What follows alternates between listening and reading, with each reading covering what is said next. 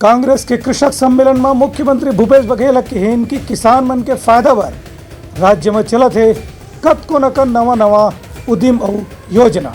प्रदेश में विधानसभा चुनाव के स्थिति कांग्रेस के तैयारी घलो तेज हो गए है। यही कड़ी में आज मुखला डोंगरगांव राजनांदगांव विधानसभा क्षेत्र में मुख्यमंत्री भूपेश बघेल के नेतृत्व में कृषक सम्मेलन के आयोजन करेगी।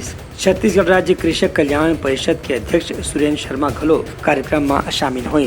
बेरे में किसान मन ला संबोधित करत मुख्यमंत्री कहिन कि पाछू 5 बछर में कांग्रेस सरकार किसान मन ला लगातार हर तिमाही बोनस दे के राजीव किसान न्याय योजना के जरिए उमन के आर्थिक स्थिति मजबूत करे के प्रयास करत है।